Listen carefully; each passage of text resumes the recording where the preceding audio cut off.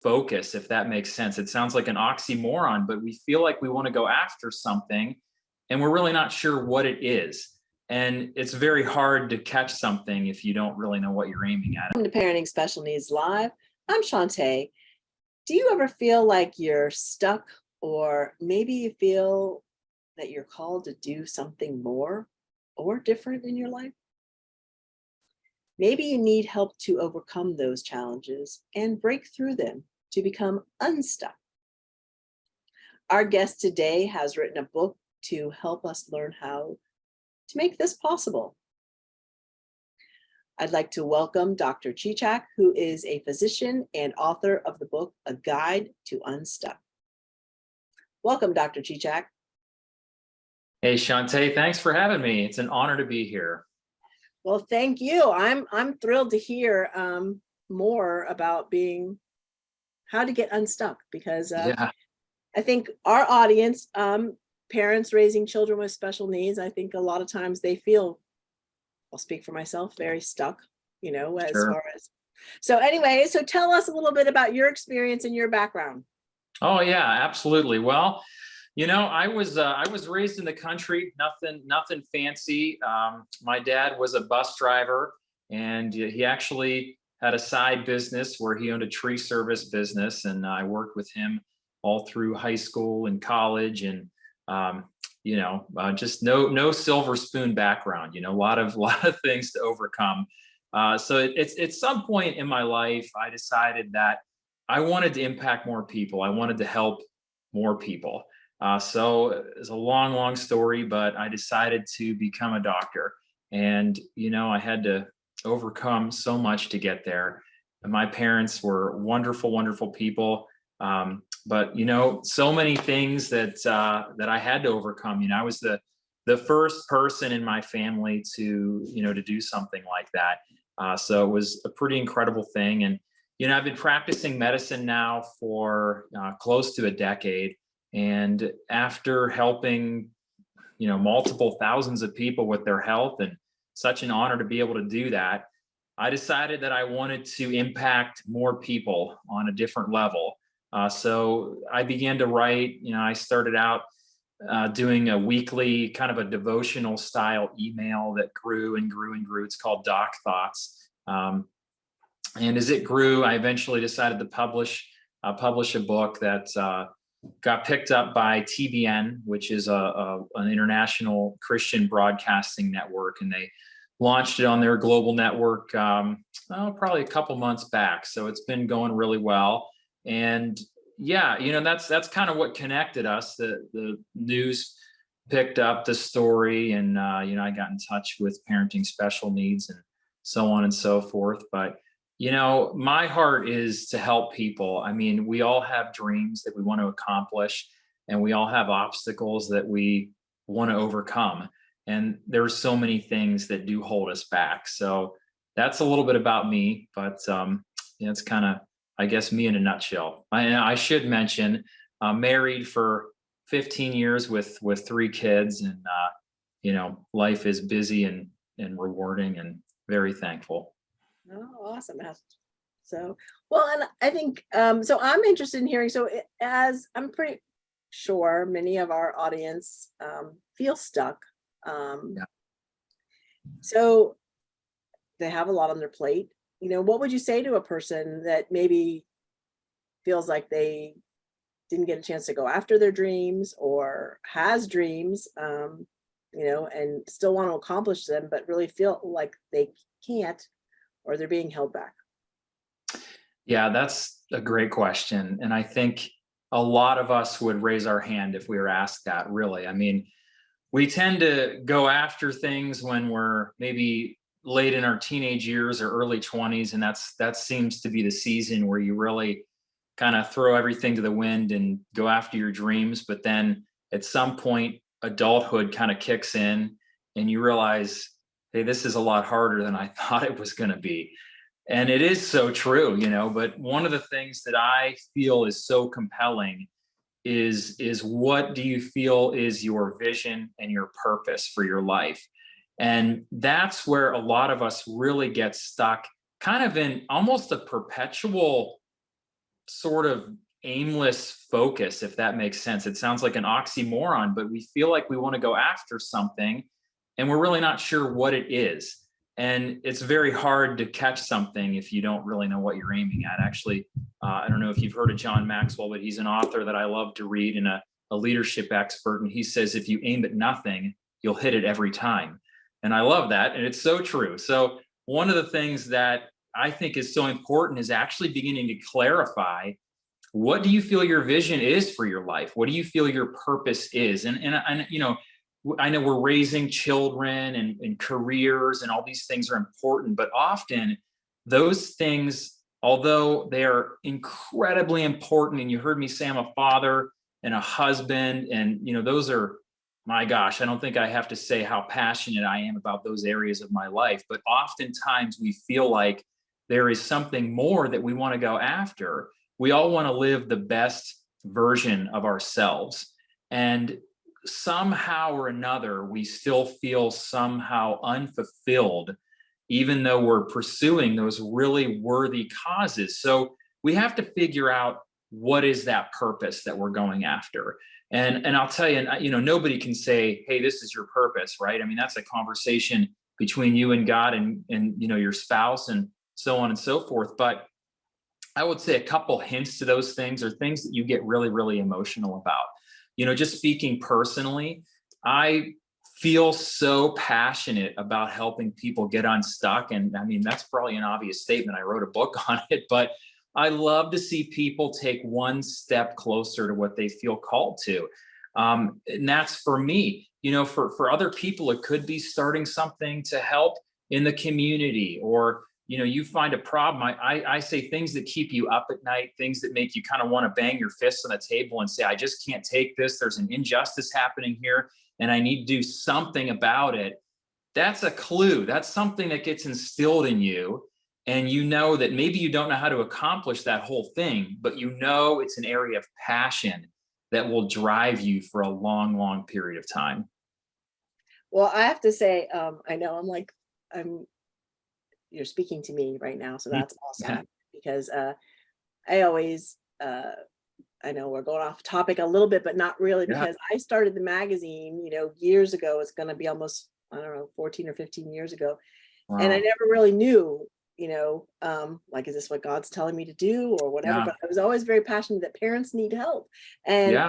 I still feel that way today. Like, not only do parents need help, I mean, we want to help our children, but parents need help too Absolutely. in Yeah. this. And so Mm. anyway, I feel like I just got validated. So Well, thank you. well, I'll tell you what, you just made a thought come up in my mind. This may sound off topic, but you know, I work a lot with addicts, people who struggle with addiction. And I would certainly, I'm not comparing the two groups, but there's something that I've learned about when a person is ready to change. And because I'll ask a person, well, you know, why do you want to get free from your addiction? You know, it could be smoking, it could not, you know, I work with a lot of people who have substance abuse issues. And you know, I'll ask them, why do you want to change? Why do you want to make this happen in your life? And a lot of times they'll tell me really great things like, I want to do this for my children. I want to do this for my wife or my husband. And those are great things. You know, they really are. But in reality, when I see them actually make the change is when they say, I want to do this for me. I'm ready because I know that I was made for something more than this, for something better than this. And it's just it's a way to measure, because it's got to be so important to us that we just can't say no to it. We can't say, "Oh, I'm doing this because, you know, my family's putting pressure on me." Well, I mean, that's great, but when you're really facing the times when you want to give up, those reasons don't hold the water. It's got to be something that is burning within you that you want to do. And I think that, you know, I know it's a little bit off topic, but it's what we're talking about too, right? I mean, people who really want to go after their dreams and pursue things, it's got to be something that they almost can't say no to it, right? Right. So Yeah. yes, I think so. How would you suggest a parent with so many demands on their plate? I mean, how do they accomplish Mm. dreams beyond parenting? Or Yeah. sometimes that's really hard. I'm thinking of myself, oh my gosh. Yeah. It's a lot. It is a lot, isn't it? It really is. Yeah. And I think part of it is defining the goal. And, we look at, well, for you, I mean, you've done this, right? And it's incredible what you've accomplished. It's a feat. But somebody who may be at the beginning of that journey would look and say, well, hey, I want to start a nonprofit, and I want to, I want the goal of it to be feeding 10,000 people a month in my community, or whatever it is, right? And the goal may seem so big that it almost seems unattainable. And then because of that, we just say, well, it's already a failure. I mean, there's no way that I can accomplish this, right? It's too big. So, in that, to me, in my mind, and I can speak from my own personal experience, one of the things that holds us back in this setting is anxiety. We feel overwhelmed by what we want to accomplish, and then there are circumstances, the day to day, the practical things that we have to accomplish just to get by, the kids. And certainly there's kids that have tons of needs and things they're so time consuming. But I think a big part of the anxiety that holds us back is actually coming from the fact that we're procrastinating. Now, certainly that's not true for every piece of anxiety, but it is true for a big part of the reason that we feel anxious a lot of times. If we're people that have big dreams and want to go after big things and accomplish a lot with our lives, we feel anxious when we procrastinate. And one of the ways to alleviate that anxiety is actually to begin accomplishing our goals. But we have to define it.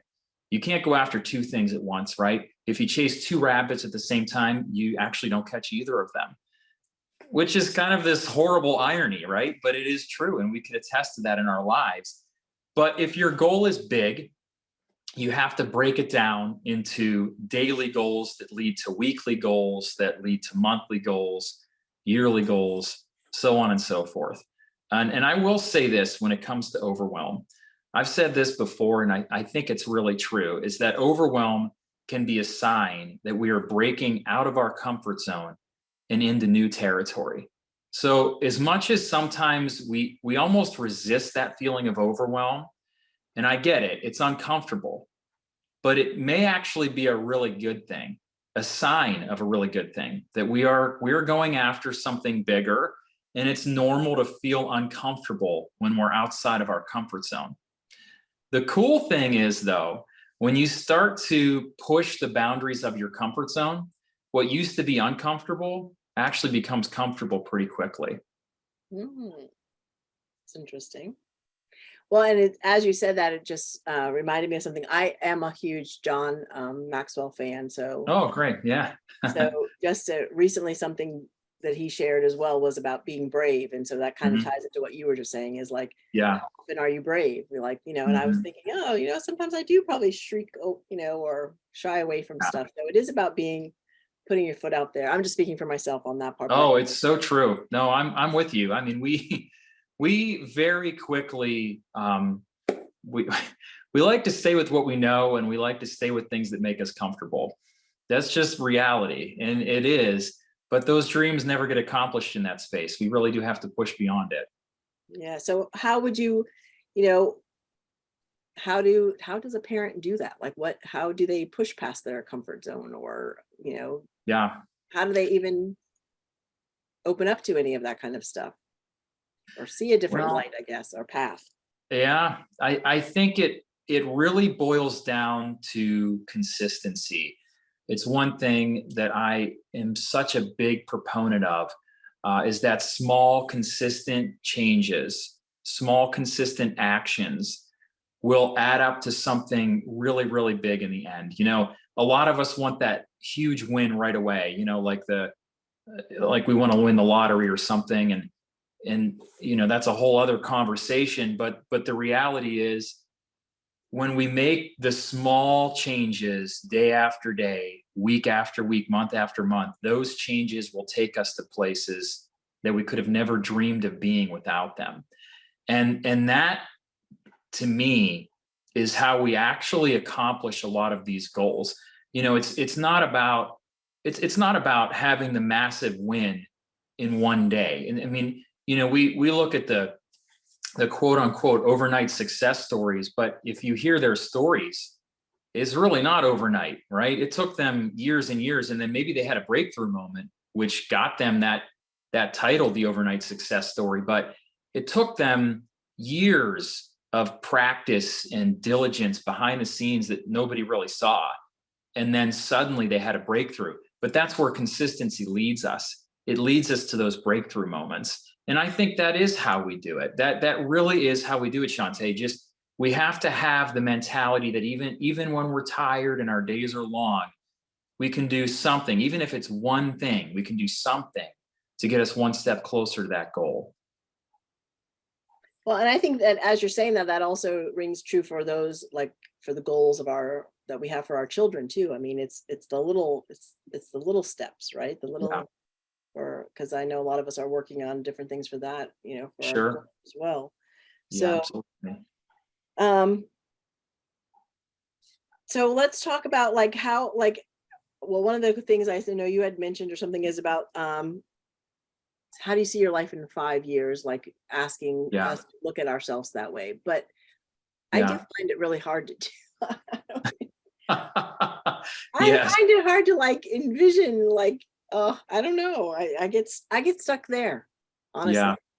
I mean, I do too. I I say a lot of this stuff because it gets inside your head, right? And it's where we're at. And we see the dream seems so distant that sometimes we give up on it.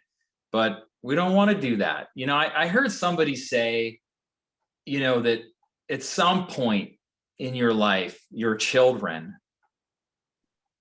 and everybody faces different challenges with their kids, and depending what giftings they have and what struggles they have, but your children will likely at some point, you won't be able to hide behind the